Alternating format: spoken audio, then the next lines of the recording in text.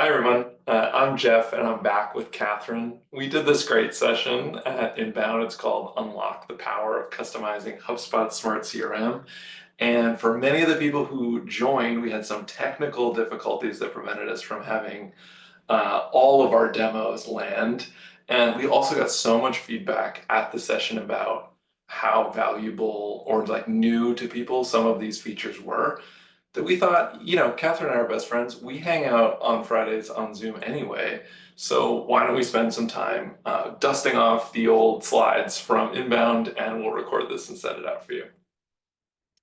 So I think, I've skipped a lot of the preamble. Hopefully you remember it because it was awesome. But what I really want to drive home is that you're going to see today or through these demos how we're going to create on the data side and then on the CRM view side, like was shown to reps, creating this unified customer view. We're going to help you unify your data, create fast time to value for your reps, simplify your tech stack. It's going to be super easy to use.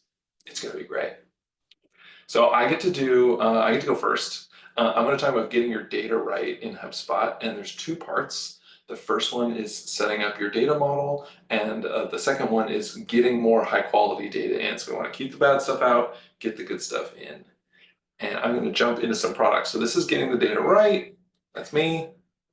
And these are the things I want to cover. I'm going to talk about the data model overview, and then we're going to get into object library and templates. We're going to talk a little bit about associations, and then close this section with a little bit on custom events. Let's do it. So, welcome to the data model overview. This is a little tool we built to help people understand what is in their data model and what's going on. So if you've never used this before, let me close this one. Come on, Zoom. These boxes here represent the objects in your data model, and the lines here represent the connections between those objects, which we call associations. So if I click into contacts, you can see that it has this relationship with deals. I can even open that up and see not only are contacts and deals associated, but we have two of what are called association labels, descriptors for those connectors, decision maker and influencer. So there's a ton of detail here. I think you can imagine if you were a new admin taking over a portal or something like that. This is a great way to get up to speed really fast. For each of these objects, you can click on view details here, and you can see things like total records created, but also some insight into the usage on the properties or fields for those objects. You can see the full list of properties from here, what other objects are associated, and then also where those objects are being used across HubSpot. So I wanted to highlight two things that we've recently added to the data model overview here. The first one is this limits tab. So it used to be a little bit difficult to understand where am I at or how am I trending towards limits on things like objects, custom objects. We had calculated properties, association labels, etc. Now that's all in one view. So you can think of this as like data model limits. You can see that for association labels, for example, where I'm at. We also added this trends and analysis tab. So this gives you a view of updates or creation for specific kind of specific kind of object, and then you can see also the source of those. So I can look at this. These are updates on contacts, and I can see how those updates are being created, for example, by workflow. So if you've got the type of portal where there's a ton of integrations or a ton of different kinds of data coming into this space, this tab is going to be one you're definitely going to want to hang out on. So that is the data model overview. The next thing I want to talk about is this object library and templates. So we provide a bunch of objects out of the box. I just showed a few of those in the data model overview, contacts, companies, etc. But the goal is to bend this to our business, to get our data model reflecting our business perfectly. And if we want to add another object, so let's say, for example, that you're in real estate, or let's say you're in education, and you wanted to store a courses object. Well, you could create a custom object. That's been kind of our direction for the last few years. The problem is custom objects they're data modeling on hard mode. You have a ton of flexibility and power, but you also have to build the whole thing. You also have to be on enterprise. So we thought we wanted to give people more control over the default objects, or like the HubSpot defined objects that are in their portal. And the problem has always been, if we just keep adding objects, they show up for everybody everywhere, even if people don't need them.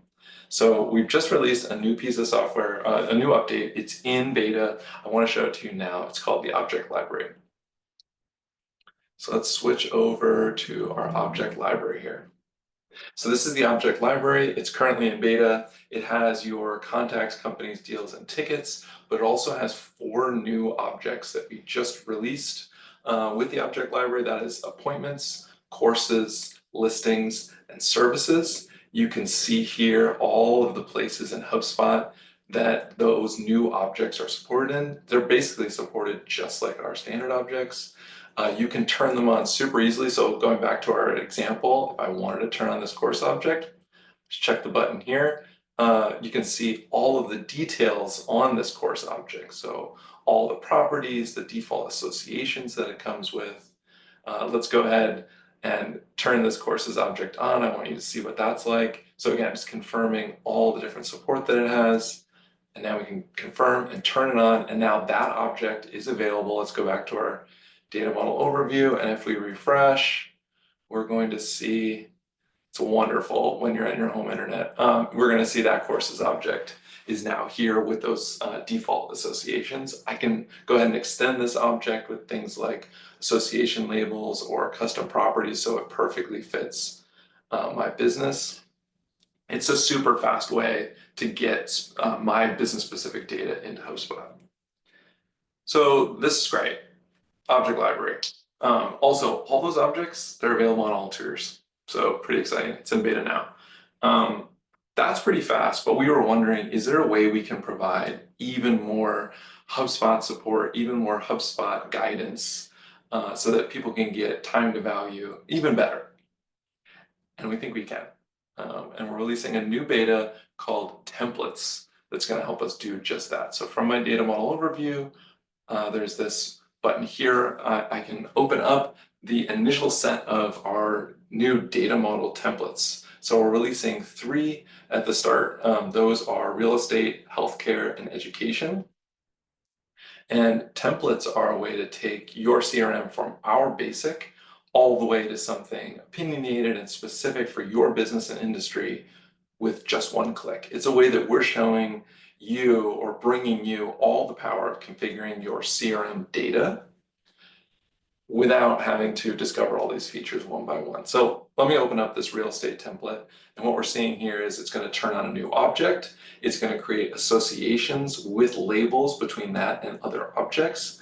It's going to create custom properties on existing objects. And it's even going to define custom pipelines and stages for both deals and tickets.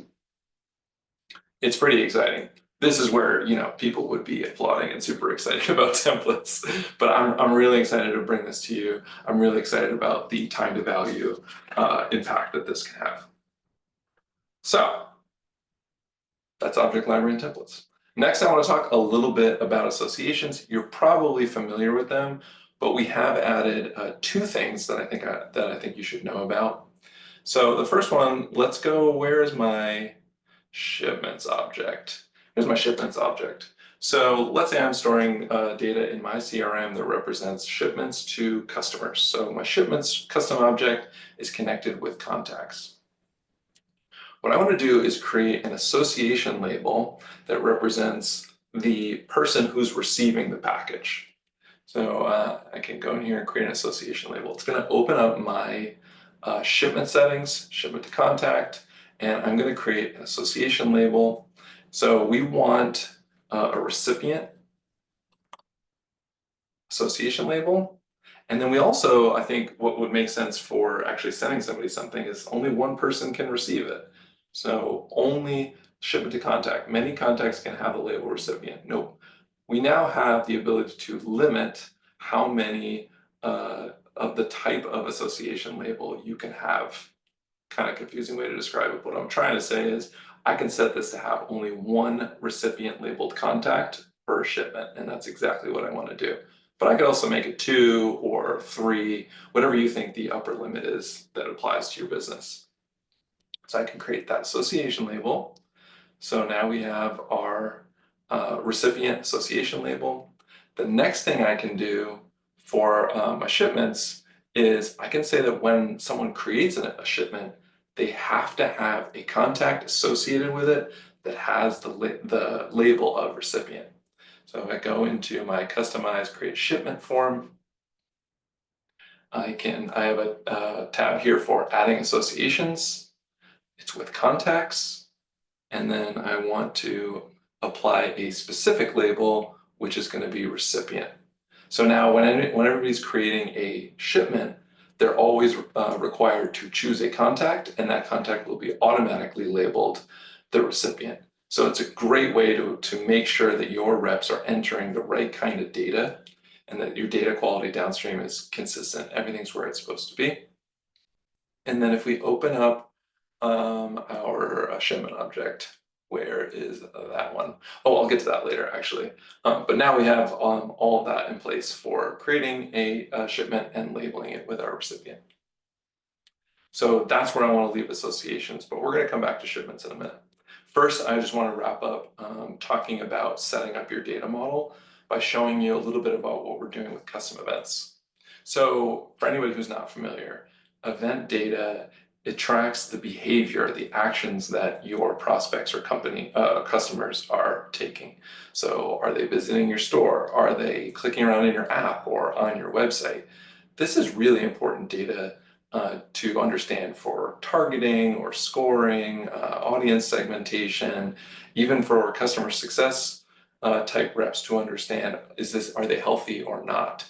Behavioral data is super important.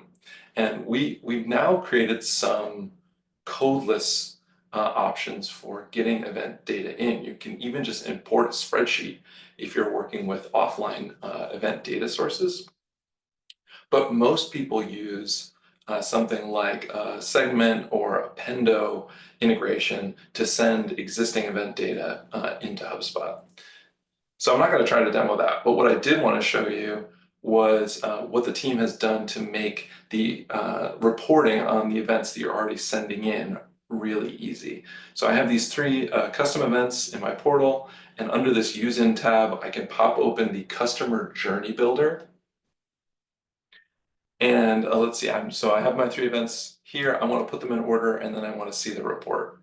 So I think they clicked the free trial, they did the account sign up, and then they watched the video. That's actually the order. Run report. And just like that, I get this beautiful Sankey diagram that helps me understand the drop off between those steps. It also gives me time and stage. It gives me total conversion at the end.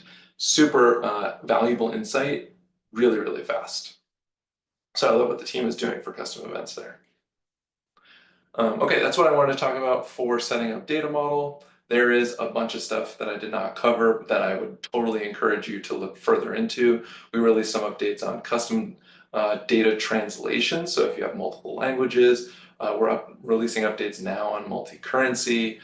Integration setup is obviously really important to many of you, and pipeline's got a bunch of improvements this year, like pipeline approvals, that for folks who are running sales processes or something like that might be really interesting. But I want to jump over now to talking about getting high quality data into your portal. And the first thing that I want to introduce is this concept of property validations. So some folks might be familiar, but I think these are really important to know about. So the first one I want to show you, or actually I'm going to show them all. Well, what I want to do is create a new property. And this is for my shipments object. And I want to track the internal ID. So let's say it's coming from another system. I'm going to create a new internal ID for my shipments. It's going to go to my shipment information group. And over in field type, I can select single line text. What I want to show you is this rules tab. We have a couple of options in here under validations. The first one is requiring unique values for this property. And this is a checkbox you can only check when you're initially creating the property today. So just something important to keep in mind, but it's going to check against, you could probably imagine what this is, but it's going to check against all the other values that go in to this field for records of this type and won't let them have duplicates. So once you have this set, like a bad import or a bad copy paste error or whatever, can't create duplicate records in your system. So I'm definitely going to check that. But let's say this ID, I know it's going to be 13 characters. I know it's a bunch of numbers separated by dashes. I can set my minimum character limit. I can also check this allow numbers only box. And what you see is it's going to allow numbers and periods or dashes, something like that. So just like that, I have a ton of control over what kind of data is acceptable for this property, but there are a bunch of other options. So if I go into number, there are rules around number, like the one that I like is max number of decimal places. And if I choose date time, date picker or date time, I have control over whether those, whether I only want a specific range of dates or whether I only want dates in the future, that sort of thing. So super interesting, super powerful stuff on property validations. The next thing I want to talk about is sync properties. I'm going to take a drink of water. So we released sync properties earlier this year. And in case you missed it, they are super powerful for keeping two values in sync without having to run workflows. So I think I've got something up for this. That's okay. We're going to go back to our shipments object and I'm going to create a new property. So what I want to do, I now have my shipments object and I have my contacts object, and the contact has a recipient. But I'm going to send my shipments data off to my ERP. So what I want to do is sync the name off of the contact that is labeled recipient and put it on my shipment.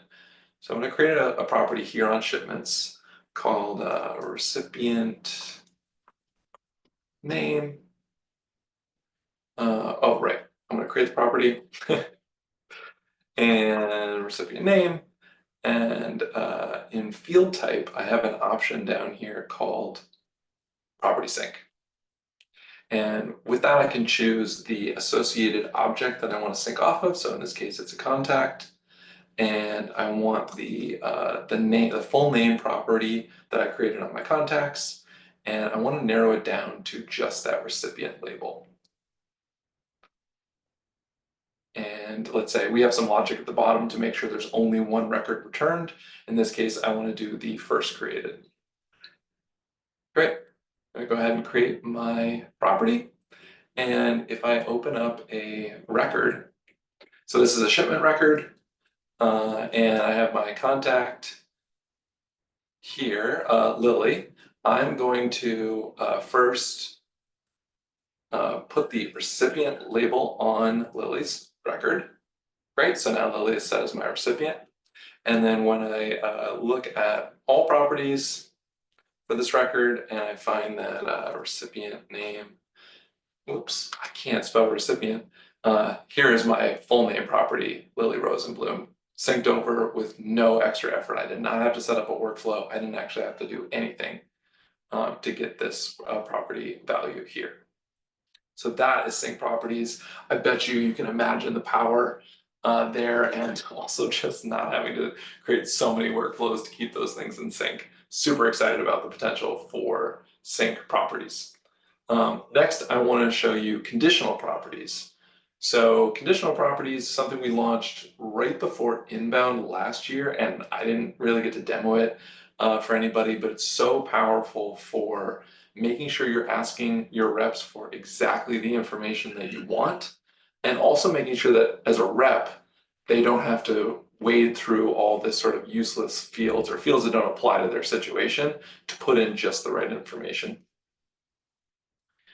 So there's sort of two powers for conditional properties. The first one is showing a property because of the value of another one. And the second power is reducing the options that you show to a rep based on the value of another property. And in order to show that, I want to update my favorite contact property, which is favorite oatmeal topping, obviously. So I open up this favorite oatmeal topping property. I've created some options here. These are all things that I can imagine people wanting on their oatmeal. And down here in conditional options, what I see is I can choose a controlling property. So a property that I want to look at the value of. So in this case, I have an allergy property. Let's say I'm gonna, whenever I create a contact or I'm talking to them on the phone, or in this case, whenever somebody sets up a meeting with me, I ask them about their food allergies and their favorite oatmeal topping. So based on the value inside of food allergies, I can control which options are shown for oatmeal topping. So for example, if they have a dairy allergy, then I probably want to eliminate the options that have dairy in them. So I can keep some of these, but I don't want whipped cream, and I also don't want regular milk. And I think that's perfect. So I'm going to save that. And I want to show you the second power for conditional logic. So if we have a property, so the way that this one works is if when you're representing data, if they choose the value on a particular property, so let's say I have this like favorite breakfast food property, and if that ends up being equal to oatmeal, somebody says, yep, my favorite food is oatmeal, breakfast specifically, then I want that topping property to show up, and I want to require them to put in a value for it. So that's how easy it is to set up that kind of logic. Now let me just show you what that looks like on the create form. So this is my contact creation form under conditional logic. Let me show you how this is. Like I have my favorite breakfast food property already added. And then I already have the conditional logic. So for example, if it's eggs and toast, show bread type, and if it's oatmeal, show that favorite oatmeal topping property. So you see that right down here. And if we preview our form, we see that if they come down here, well, first, let's say they first choose oatmeal as their favorite breakfast food, it's going to show favorite oatmeal topping. If instead they say it's eggs and toast, it's going to show the sandwich bread type. If they have the bread type 1 open, they should see all kinds of good bread options. If they say, actually, I've got a gluten allergy, then we should probably limit this down to flour wrap. Is that true?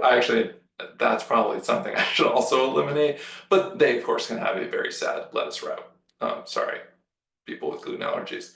If instead we go back and say we've got a dairy allergy and we have oatmeal, then I would expect to not see real milk or that whipped cream topping.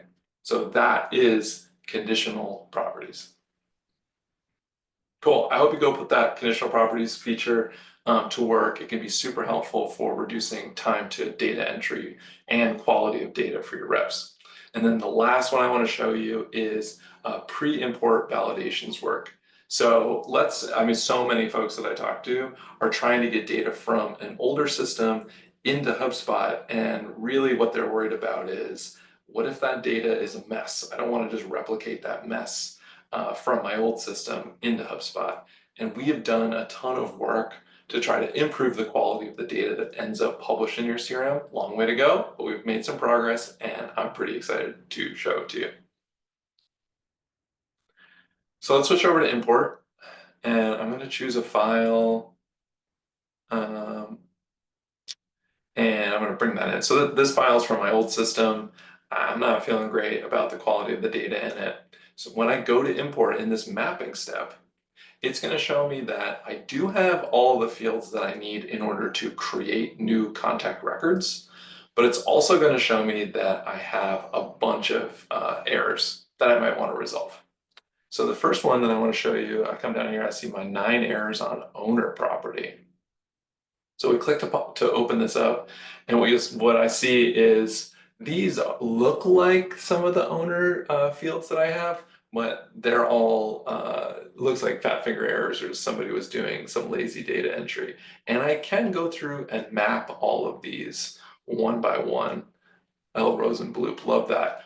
But we also have this option now, auto fix errors, this button. When I click it, it's going to do a comparison between the data that's coming in and the options that exist and try to make that connection. And in this case, it fixed all of those errors for me automatically. And when I close that, I see there's no longer any errors, and now they have been fixed, which feels great. My next one is favorite ice cream. So I popped that open, and it's similar situation. So let's try the auto fix errors again. Okay, so auto fixing errors did resolve some of them. It fixed Sawbirdie into Strawberry, which I appreciate. But there's still a couple of options here that were not resolved, and I think it's because that option doesn't exist on the property. So what we've added to support that is, oh, that's right, that whole section down here, unmatched option to the property. I can copy those missing options. I can open up my ice cream flavor property right from here, which reminds me, this is like a brand new full screen experience for editing properties. I really like what the team has done here. I hope you do too. I'm going to load options. I'm going to paste my own. Now I have those new options in the property, save, and all those errors are resolved, which is great. Last one here, favorite sandwich, and there's no property. I don't think I have favorite breakfast food. I have favorite ice cream, but I don't have favorite sandwich. But I do have this option down here to create a new property for favorite sandwich. So open that up, and what it's going to do is scan the first 1,000 rows of my CSV, which for, I think it's something like 75 or 80% of imports is all the rows in your CSV. It's going to recommend that I create this drop-down select property, and it's even going to pre-fill the options for me. So these are all the options that were in my CSV. They're now automatically created as property options. And if I create that property, I see it's going to be imported just fine. So just like that, I've gone from having a bunch of errors to none. But there's one more thing that eagle-eyed folks might have seen, and being that I have time with you right now on Zoom, I'm going to show it to you.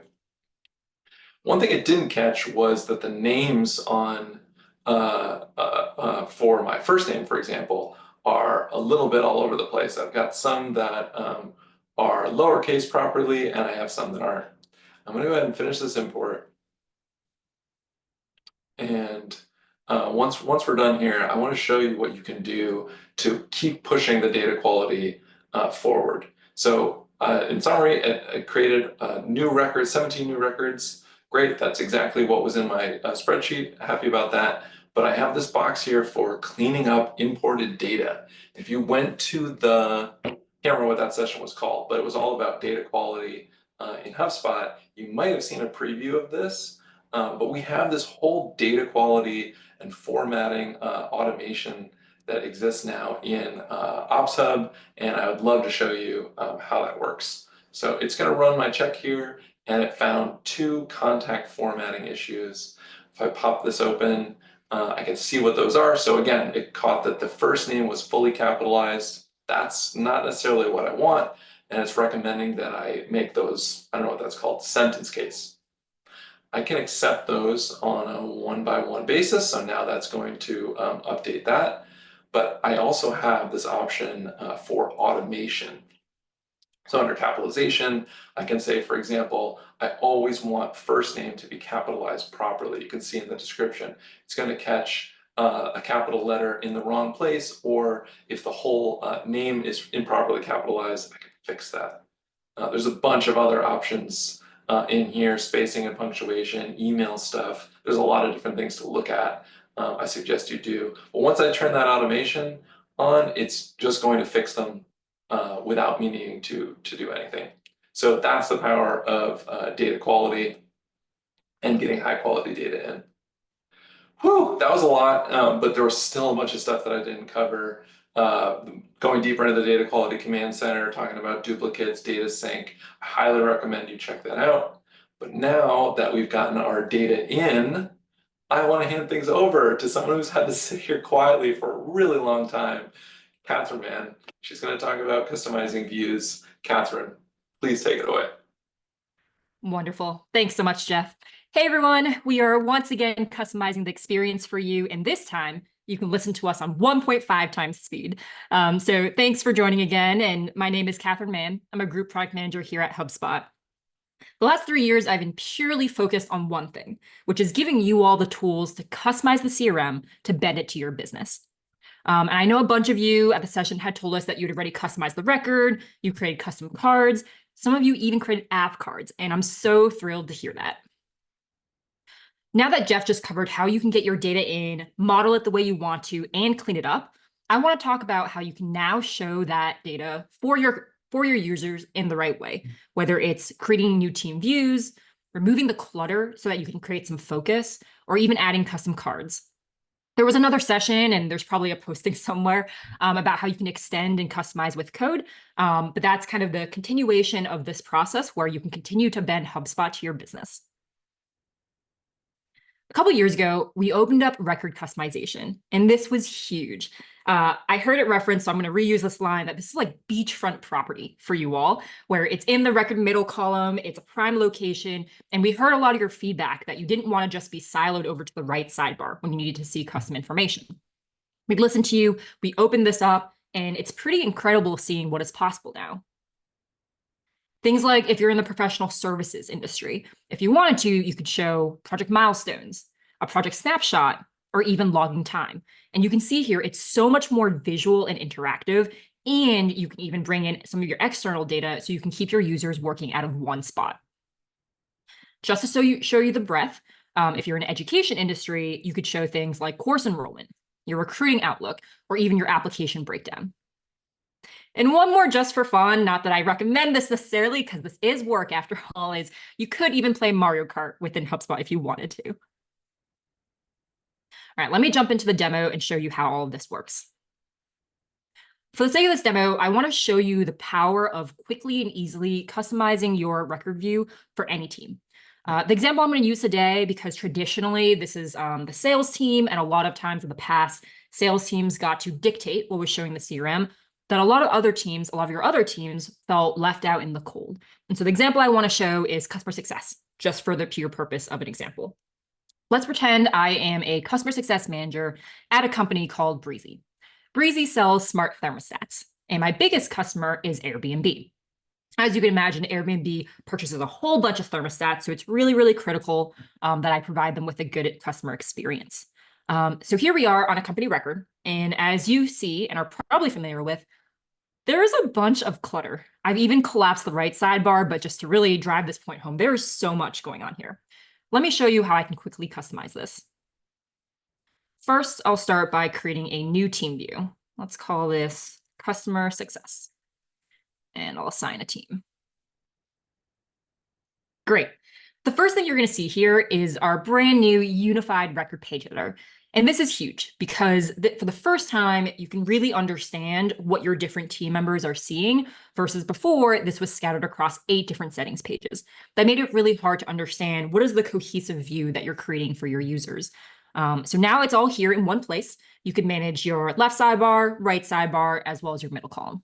I'm going to focus a bit on the middle column for this.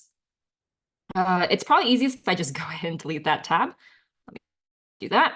And the first tab that I want to create is a summary view. When I open this, this is going to show me all of my available cards. And what's really cool is it's showing me there's already a lot of out-of-the-box value that comes with HubSpot. This is going to be populated with a bunch of standard cards that I can use right away. I don't even have to build anything. If I've built a custom card in the past, it will also appear here.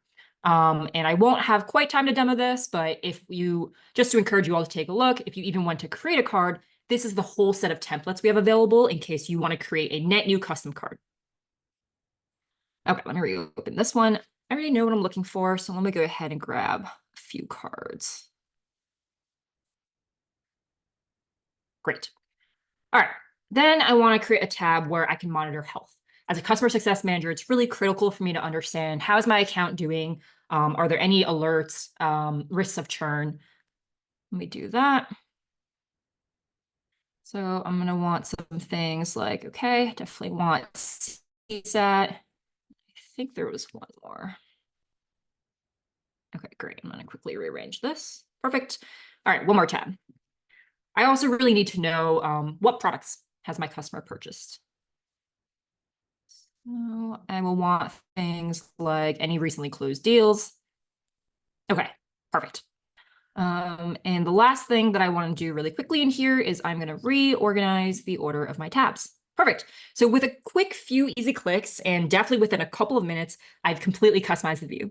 So now the moment you're waiting for, we're going to go and see what it looks like. So if you're watching from home, a virtual drum roll along. It's Jeff. All right, let's go and see. Boom. Look at how beautiful this is. This is now a completely customized view for my customer success use case. What we're seeing here is this first card, which is an out-of-the-box card. The first three actually are going to be out-of-the-box cards that you can already access now. It's called Company Summary. This is a really cool card. But what we're doing is bringing together all the information that your reps have been going out there in a scattered way across multiple records, even across multiple systems, bringing it into one consolidated place. It starts up here with some notes that you can take to quickly catch up on the account. This is a summary of my entire activity timeline. We know that oftentimes it seems like endless scrolling on there. And so that's why this is really critical to just quickly catch up on where you left off. What does the recent engagement look like? More things about deals as well as even products if I were to open this. And ticket information. If I continue down, let's see what this does. This is the company research insights card. And what this is doing is it is allowing you to do all of your research on an account right here from the record page. Before, there was probably a lot of searching the internet, compiling all that information yourself. And I'm trying to give, of course, let's try again. Let's see if I can make this work. And if not, but this is where what it's supposed to be doing is it aggregates up. There we go. Is just making it exciting for you all. So you can go and see, and it's basically aggregated all the most recent news. And because we know that AI can sometimes get a little bit creative, we also made sure to include where the actual sources were. There's also options for finding competitors, as well as the tech that the company is using. This last card here is called Customer Spend Trends, and that's just fun to say. This is 3 out-of-the-box reports for you all. You can do things and monitor your revenue in a very visual way so that you can see how your account is doing. This very quickly flags if there were any drops in revenue, so I know to reach out. Maybe I need a renewal, maybe there is churn. But this is a really, really cool way to make sure that I'm able to see it filtered down to this account. I no longer have to go to the report tab, for example, find the report, and then filter down to my company. This is also within the context of this one account. And so that's all great. All right, let's go back up to the next tab.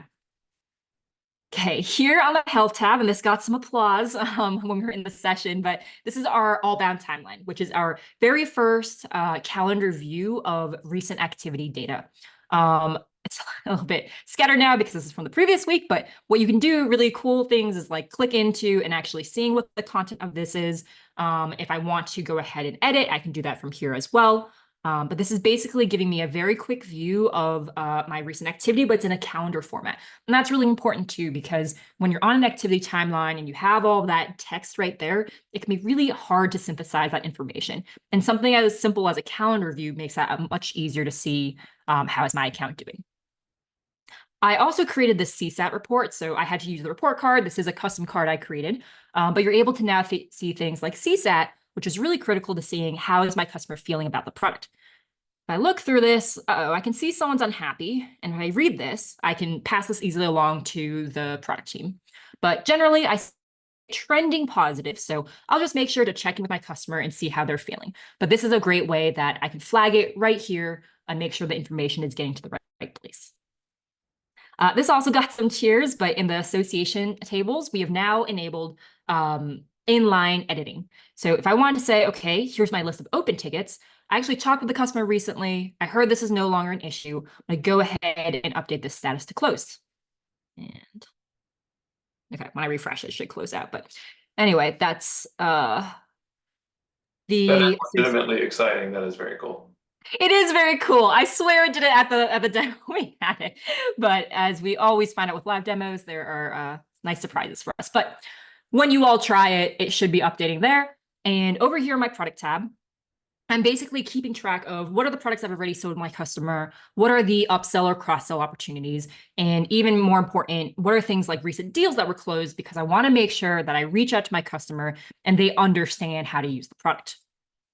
Here's just some other important information like billing contacts, my primary contact, as well as this is an out-of-the-box card called product lines, and this shows my complete history of what I've already sold this customer. But since I have a recent deal that was closed, I want to celebrate. So let's go over and check out Camila's record. And a really cool thing that we've now also unlocked is the ability to have app cards that you can download from the app marketplace. So that you can also find in your card library. I didn't have a chance to go over, but I do want to show you an example and why it's so cool. So if I'm here on Camila's contact page, I actually see a card for Sendoso, which is it's a very visually striking card. I love all of their pictures. What's extra cool about this is HubSpot actually didn't build it. We have now unlocked this for our app partners so that you as a customer no longer have to worry about hiring a developer. You could go to the app marketplace, see if there are other tools that you want to use and integrate it. Sendoso is a company that I use and able to send out gifts in terms of when I want to celebrate a deal. And so with Camila, I know that she's a really big sweet tooth. I can also see, let's see, let me go ahead and refresh this and see if I can find something. Okay, perfect. Brownies. That sounds great. I'm going to go ahead and send from here. You can see this cool side panel slides out. It shows me the description of what it is. I can double check the information here. And, because I'm not that punny right now, let's go ahead and generate it. That's cute. All right, let's go ahead and send her that. Awesome. With a few clicks, I was able to take a process that usually was very scattered. I'd have to leave HubSpot, go outside of HubSpot to Sendoso, come back in. I was able to do it all within HubSpot. Great. There's one last thing. Thank you, Jeff, for the applause. There's one last thing that I do want to show you. So let's say, because I just sent her a gift, I want to make sure that I track that. And because my memory isn't the best all the time, I want to capture in a note. I go ahead and create a note. I already pre-populated this to save some time. But what I want to show you is that even if I update it, keep an eye down here. It's going to update in real time. Is this new tracker? Perfect. And so this is a brand new data entry suggestions. It is currently in alpha, but will be coming to you all soon. And what this is doing is it is pulling the content out of the note and going to suggest some property values for you. And so if you have this checked, let's go ahead and see what happens. Awesome. Wasn't that cool? So what this panel is doing is right after my note creation is I can see all the suggestions, and this really saves me from a lot of manual data entry. And I don't think any of us like that. So this is a really cool time-saving feature. I can go through, and if I wanted to, I could select a different property dropdown. I could even change the selection that is here. And then if I expand this, it'll give me the context for where it's pulling from. So if I agree with it, let's go ahead and add this new value. This unfortunately did not auto-populate correctly. I do not remember what I picked, but I think it was last Thursday. So let's go with that. And then let's see. This I can go ahead and adjust if I want to. Let's do that. Okay, well, here's an example where, to be honest, I don't know where this pulled from. Sometimes I can get creative, but if I wanted to, what I do want to point out is this is a custom property that Jeff had created earlier. So it is showing you that we do look at custom properties, which is pretty cool. Unfortunately, it got a little creative. It said croissant, which I'm going to go ahead and ignore that. But let's go through and add the rest because those look right. Okay. Perfect. Now I can close. Wonderful. And if you see here on the left, it has gone ahead and populated those property values. Awesome. All right. That wraps up our demos. I hope you really enjoyed seeing those features. As a quick recap, I showed you things like our new unified record page editor, our card library, some of the new available cards we have for you all, one of the app marketplace cards, as well as data entry suggestions. Similarly, there was a whole bunch of stuff that I couldn't cover, but I do want to shout them out so you all have a chance to go take a look at them on your own time. But things like the card builder, where I was saying you could create a card, there's a whole bunch of value there, as well as what I meant to mention was with the record page editor, what's also really cool is we unlocked preview sidebar customization as well. And it'll be a familiar pattern. It has the same adding, dragging, and dropping. And you can also now create activities from the preview sidebar as well. For the custom app cards, this is where not only can you get it from the marketplace, but for those of you who do have developer resources, if you need to build out something super, super custom, maybe it's with a homegrown system, for example, you can also do that as well. And there are a whole bunch of resources online. With that, that's a wrap. We thank you so much for taking the time to rewatch the session. And we encourage you, if you have any follow-up questions, we will give our emails, as well as feel free to reach out on LinkedIn. But thank you so much for your time. We'll see you next year at Next Inbound.